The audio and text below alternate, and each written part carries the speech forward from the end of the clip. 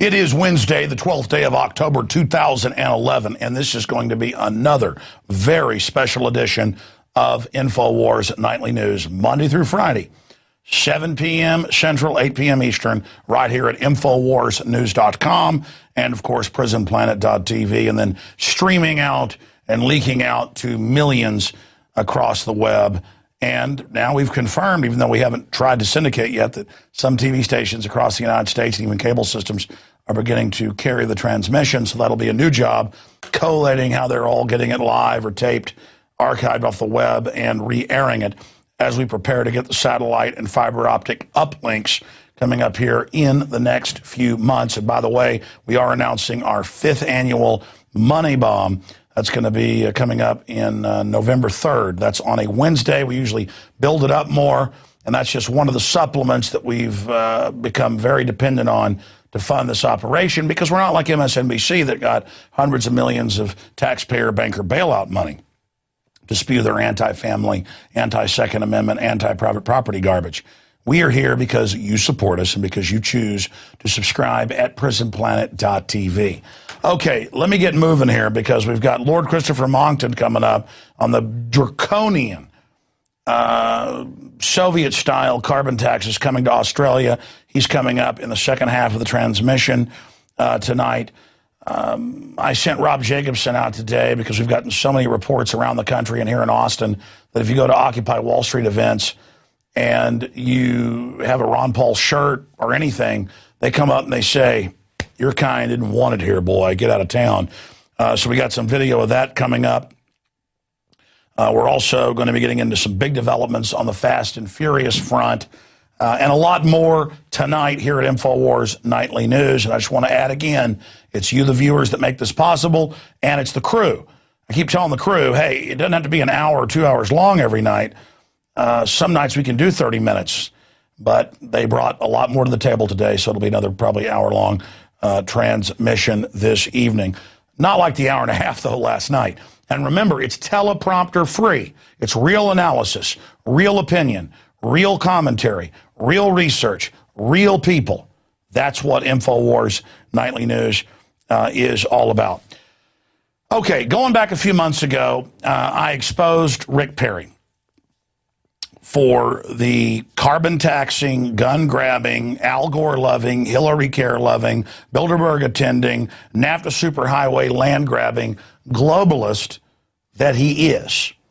And since then, his meteoric plunge has begun.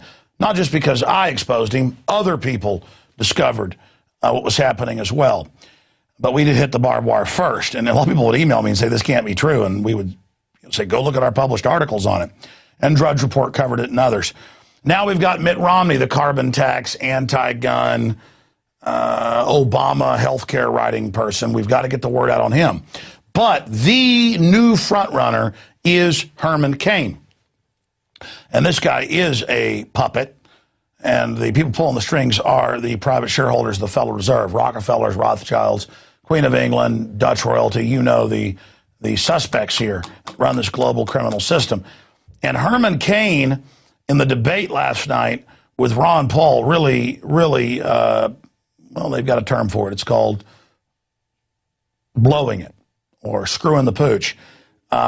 He really disintegrated in front of everyone if we use this information. And you'll notice Ron Paul, they ask him, what would you do about the Federal Reserve? Who would you get as a new person at the Federal Reserve? And Herman Cain endorses Alan Greenspan, the guy that got rid of Glass-Steagall, sold the derivatives, allowed this depression to take place, and the guy that recommended Ben Bernanke be appointed. So Cain, former head of the Federal Reserve in Kansas City, very powerful position, big made man insider, he threw Bernanke under the bus, but then praised the godfather of our current economic crisis, Greenspan. And then, of course, he's asked, who would you appoint if you become president? He said, well, I've got a few names, but I'm not going to say. And Ron Paul says, spoken like a true insider. Then it moves on to Herman Cain getting in Ron Paul's face. That's coming up next. But first, let's go to him endorsing Alan Greenspan. The way Alan Greenspan oversaw the Fed and the way he coordinated with all of the Federal Reserve banks I think that it worked fine back in the early 1990s. Spoken like a true insider.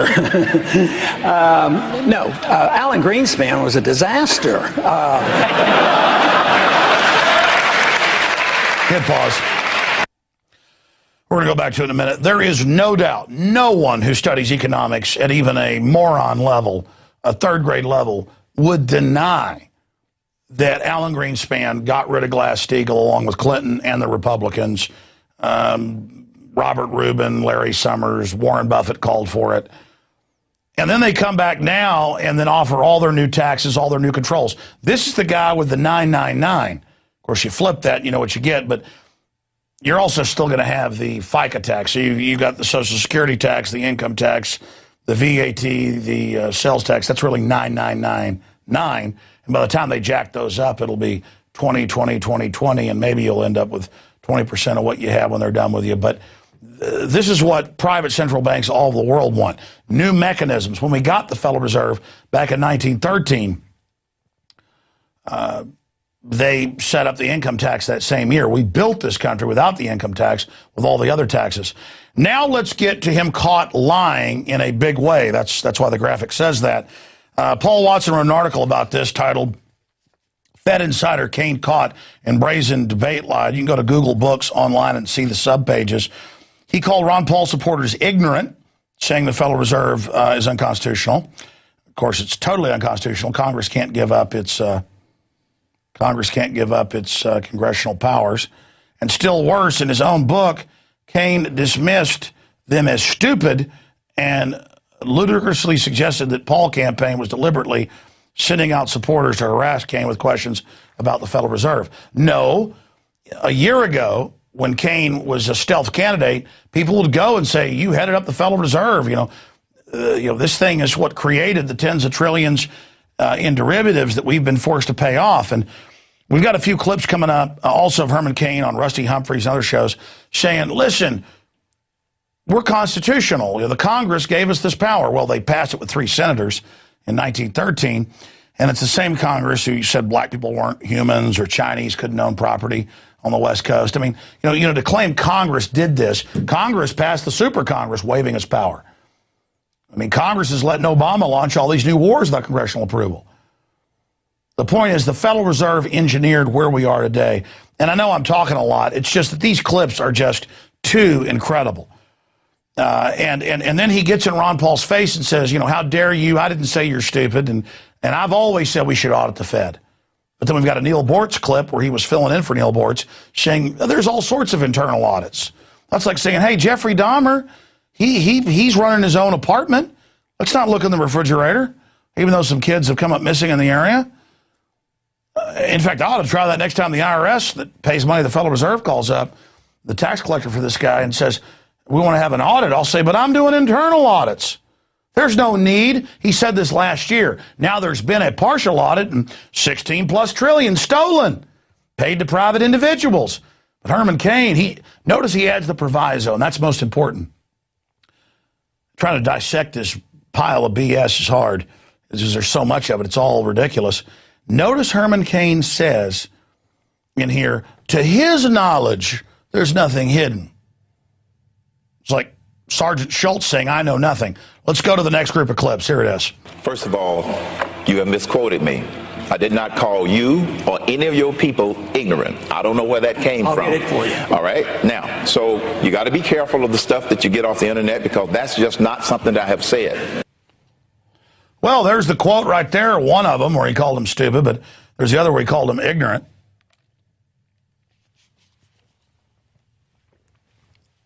I mean, I think that speaks for itself. And again, that's just one of the quotes. We link to the others right here. Now, let's go ahead and go to the real line with him saying it's constitutional.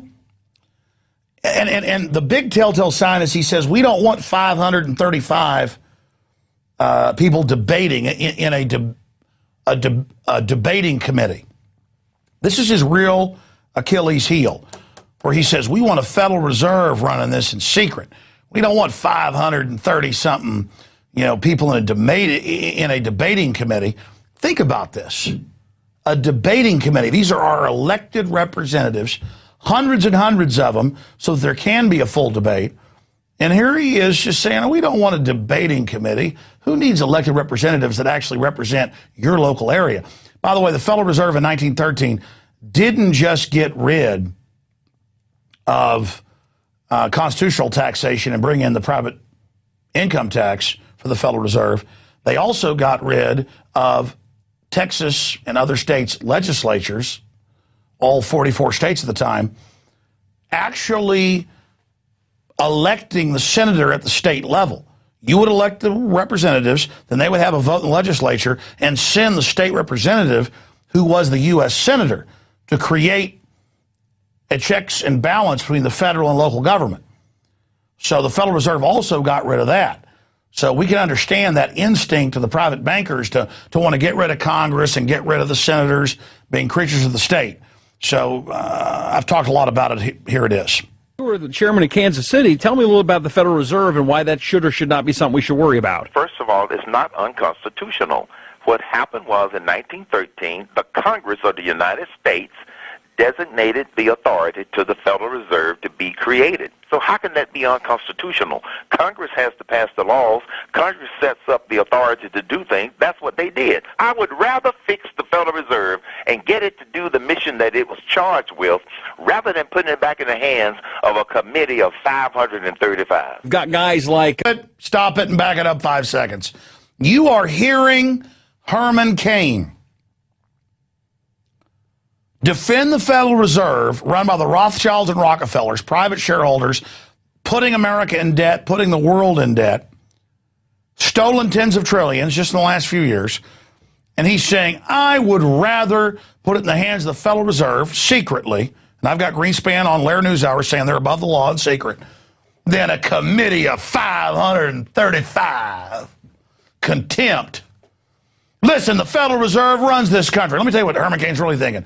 We took over in 1913, and we got rid of the senators being creatures of the states. We got rid of states' rights. We brought in an income tax, and you're our slaves, and get used to it. That's the way it is. And this Congress, I piss on them. I'm sorry. I just kind of get wound up by nighttime, folks. It's more of a family show during the day, and I'm trying to make this one family. But, I mean, there's only so... I was talking to Rob Dew while we were playing that clip, and I'm like, I'm sorry I'm going too long covering all this, but how do you dissect absolute treason and garbage? You got this committee of 535. Get rid of the Congress. The bankers, Rothschilds, they're running it all. Get down on your knees and lick my boots. I'm Herman Cain, and I killed Abel. 666, baby. Look at me. I got sharp teeth. I'm a predator, and I'm coming for you. I'm sorry. Oh, my God. I was telling you, Marcos, not to make fun of him earlier. I can't help it. I mean, the level of horse crap I'm being fed here. Let's get back to the rest of 535 Congress people. Get them the hell out of my way. Damn Congress, Federal Reserve. Back to it. Evil from the devil or something. But he doesn't say what you replace it with. This is what the people who want to get rid of the Federal Reserve don't talk about.